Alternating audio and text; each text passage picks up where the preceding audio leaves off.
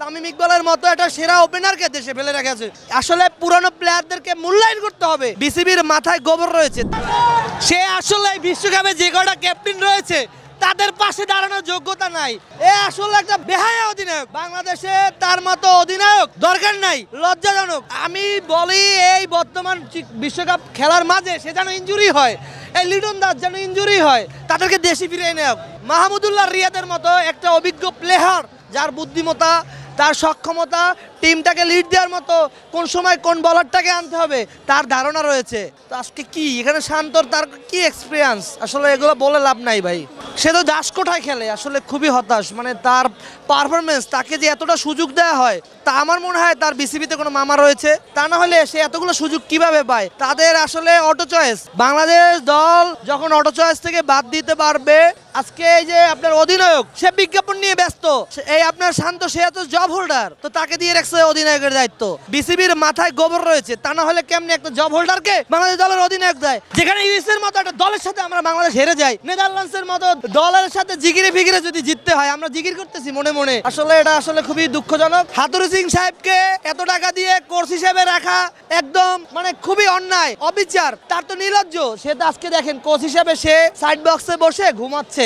আসলে সে শ্রীলঙ্কার মাল, তাকে শ্রীলঙ্কা পাঠিয়ে দেওয়া হোক, তার আসলে কোনো ভূমিকাই নেই। আমরা ক্রিকেট প্রেমিক, এই দেখেন যুব সমাজ, তরুণ সমাজ, শ্রমজীবী সবাই খেলা দেখতেছে ডিসির মাঠে। এটাই আসলে বড় একটা পাওয়া। এবার বাংলাদেশ দলের জার্সিটা খুবই অসাধারণ হয়েছে। যে ডিজাইনার ছিল তার চয়েস আছে, তাহিদ হৃদয়ের মতো প্লেয়ারদেরকে সুযোগ দেওয়া হয়, সে ভালো খেলতেছে। তো আমার মেহেদী হাসান মিরাজ ভাইটা কই? তাকে কেন সুযোগ দেওয়া হলো না? তামিম ইকবালের মতো প্লেয়ার, সেরা ওপেনার, ওয়ার্ল্ড কাপে তার যে পারফরমেন্স, তার যে ব্যাটিং স্ট্রং, সে বিপিএল এর সেরা ব্যাটার। তামিম ইকবালের মতো একটা সেরা ওপেনারকে দেশে ফেলে রেখেছে। বিসিবির উচিত ছিল, যারা দায়িত্বশীল ব্যক্তি ছিল, তাকে বিসিবি থেকে আপ্যায়নের সহিত তাকে ওয়ার্ল্ড কাপে খেলার সুযোগ দেয়া। তাহলে আমরা প্রত্যাশা করতে পারতাম শিরোপা জেতার। সাকিব আল হাসান, সে আমাদের বাংলাদেশ ক্রিকেট দলের জন্য একটা গর্ব, আমরা প্রাউড ফিল করি। তার মধ্যে একটা অলরাউন্ডার রয়েছে।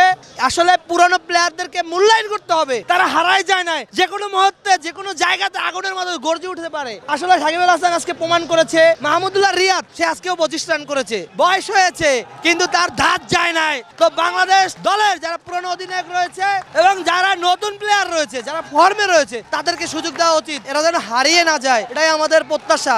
আমরা বাঙালি জাতি হিসাবে প্রত্যাশা করি প্রতিনিয়ত বাংলাদেশ যতই খেলুক, হারুক, আমরা চাই সবসময় বাংলাদেশ দল উইন হোক। যে কোনো দেশের সাথে, ছোট দল বলেন, বড় দল বলেন, আমরা সবসময় চাই বাংলাদেশ ক্রিকেট দল সবসময় জিতুক। তো আমাদের বাংলাদেশ দলের টিম বন্ডিংটা এখন আসলে অনেক দুর্বল। তো বাংলাদেশ টিম বন্ডিংটা আরো দরকার। আমাদের প্লেয়াররা সবসময় যেন স্বাধীনভাবে খেলতে পারে। নানা ধরনের চাপ থাকে, বিজ্ঞাপনের চাপ থাকে। তো আসলে বিজ্ঞাপনের চাপ মুক্ত করতে হবে। এটা আসলে বাংলাদেশ দলের, বাংলাদেশ বিসিবি যাদের সম্মানটা আরেকটু লাগলে বাড়িয়ে দিয়ে এটা তাদের বিজ্ঞাপনটা যাতে বন্ধ হয়, তাহলে খেলায় ফোকাস থাকবে।